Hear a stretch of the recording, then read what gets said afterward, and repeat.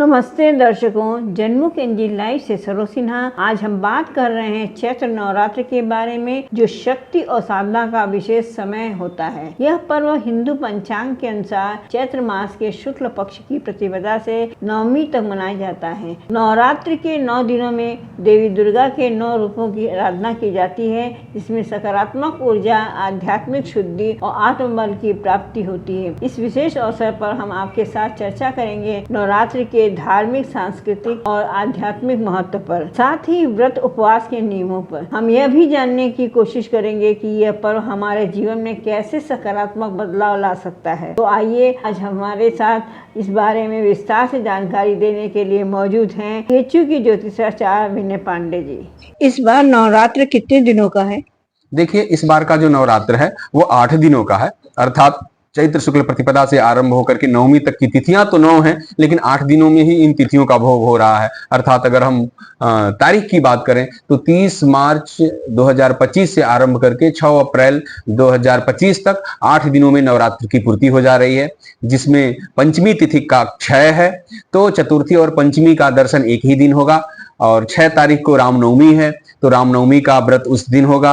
अगर जो लोग चढ़ती उतरती का व्रत करते हैं वो प्रथम व्रत 30 तारीख को करेंगे और अंतिम व्रत जो होगा वो 5 तारीख को करेंगे। लेकिन जो लोग 9 दिन का व्रत करते हैं वो 30 तारीख से आरंभ करके 6 तारीख तक व्रत करेंगे और 7 तारीख को पारणा करेंगे। चैत्र नवरात्र का धार्मिक एवं ज्योतिषी महत्व क्या है? देखिए, हमारे यहाँ वर्ष पर्यंत वैसे तो दिन नित्य प्रति हम भगवान की आराधना कर सकते हैं, देवी की उपासना कर सकते हैं, अपने आराध्य का स्मरण कर सकते हैं, आराध्य का पूजन अर्चन कर सकते हैं। लेकिन देवी आराधना के क्रम में 4 विशिष्ट कालखंड प्राप्त होते हैं, जिनको हम लोग नवरात्र के नाम से जानते हैं। उनमें भी उन 4 नवरात्रों में 2 नवरात्र होते हैं जो वो प्रत्यक्ष नवरात्र होते हैं, और 2 जो नवरात्र होते हैं वो गुप्त नवरात्र होते हैं।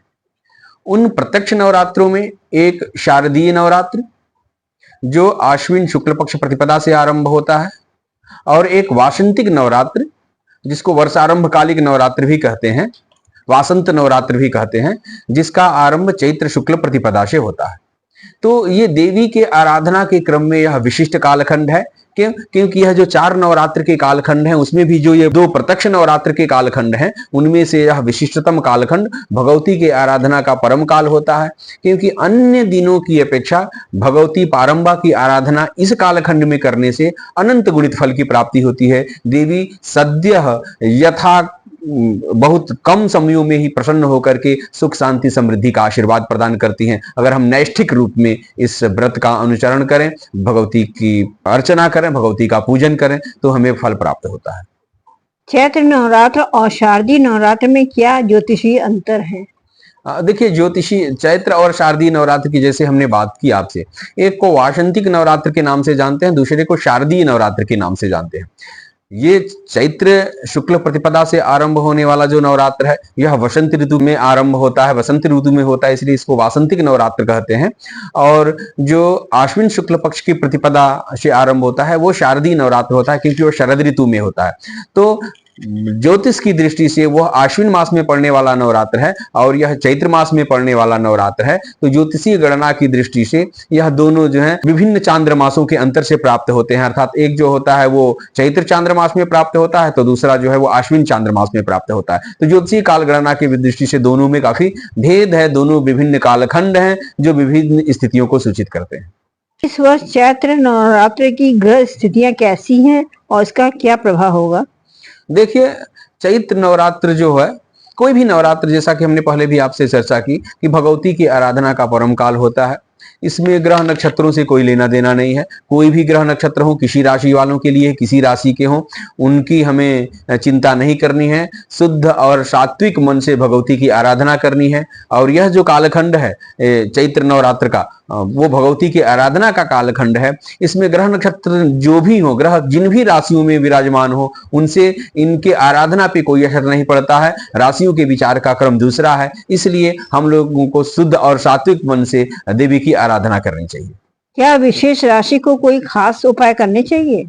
नहीं, पहले ही हमने बताया कि इस तरह से भ्रम से दूर रहना चाहिए।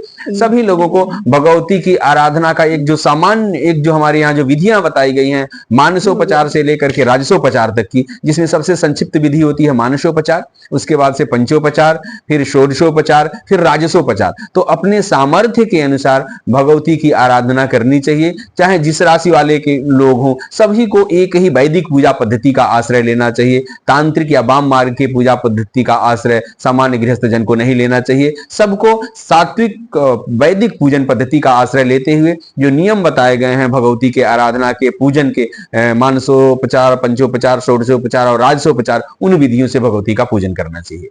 क्या ग्रहों की दशा के अनुसार देवी की पूजा विधि बदल सकती है? नहीं, बिल्कुल ही नहीं। देवी की पूजा विधि एक ही रहती है। संकल्प में आप जोड़ सकते हैं। क्यों? क्योंकि ये जो पारंबा दुर्गा है, ये सभी ग्रहों की, सभी देवताओं की अधिष्ठात्री देवी हैं, सबकी सृष्टिकर्ता हैं, सबका सृजन करने वाली हैं, सभी इनके अधीन रहते हैं। तो भगवती प्रसन्न होंगी तो कोई भी ग्रह प्रतिकूल फल नहीं दे सकता, कोई भी देवता अपना विरुद्ध फल नहीं दे सकता। तो इसलिए हमें ग्रहों के आराधना, ग्रहों की दशा के क्रम से देवी की पूजा पद्धति नहीं बदलनी है। पूजा पद्धति तो एक ही होती है। भगवती का स्वरूप भी एक ही होता है, भगवती का नाम भी वही होता है। वो किसी भी ग्रह की, कोई भी ग्रह हो, एक ही पूजा पद्धति, एक ही विधि सभी ग्रहों की दशाओं के लिए अनुकूलताप्रद होगी। चाहे शनि की दशा चल रही हो, चाहे राहु, चंद्रमा, मंगल, बुध, बृहस्पति, शुक्र, किसी भी ग्रह की दशा चल रही हो, वह एक सात्विक पूजा विधि है, वो सभी ग्रहों की दशाओं में लाभप्रद होगी। नवरात्र में धन, स्वास्थ्य और सफलता के लिए क्या खास उपाय करने चाहिए? देखिए, धन, स्वास्थ्य और सफलता ही नहीं, सर्वविध उन्नति, सर्वविध कल्याण की बात हम लोग करते हैं। इतना ही नहीं, इतना ही तक सीमित मत रखिए इसको। सुख, शांति, समृद्धि, ऐश्वर्य, पुत्र पौत्र आदि की वृद्धि, समस्त लोक की कल्याण की भावना से भगवती की आराधना करनी चाहिए। तो भगवती की आराधना से आपका अपना कल्याण तो होगा ही, आपके जीवन में सुख, शांति, समृद्धि आएगी, आरोग्यता आएगी, पुत्र पौत्र आदि जो होंगे वे आपके उल्लसित होंगे, वे प्रसन्न रहेंगे, उनकी उन्नति होगी और परिवार की उन्नति होगी। इसके साथ ही समाज की, राष्ट्र की भी उन्नति उसमें सन्निहित होती है। तो हम जब भी भगवती की आराधना करते हैं, देवता की आराधना करते हैं, तो उससे मंगल कामना करते हैं। और यह मंगल जो होता है वो सर्वदिक होता है, चतुर्दिक होता है और सभी क्षेत्रों के लिए होता है। केवल ऐसा नहीं कि धन के लिए और स्वास्थ्य के लिए, जीवन के जितने भी उन्नति सूचक हमारे अवयव हैं या भाग हैं, जो भी जीवन के लक्ष्य हैं, प्राप्तव्य हैं, जो आप प्राप्त करना चाहते हैं और वो अच्छे हैं, जो सद्विचार युक्त हैं, वो उनमें आपको सफलता प्राप्त होगी। इस नवरात्र में कौन से विशेष मंत्र का पाठ करना चाहिए? आराधना के अनेक मंत्र, स्तोत्र और पाठ हैं, सबकी विधियां भी हैं।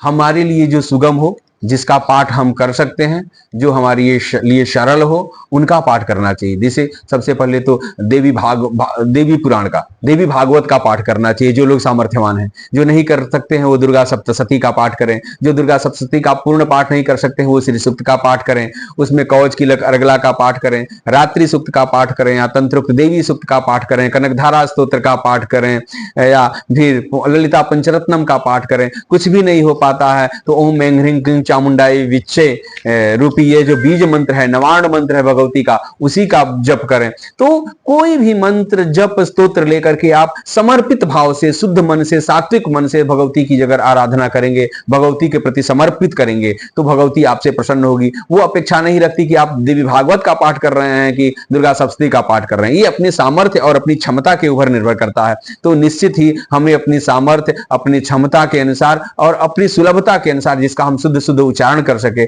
उसका पाठ करना चाहिए।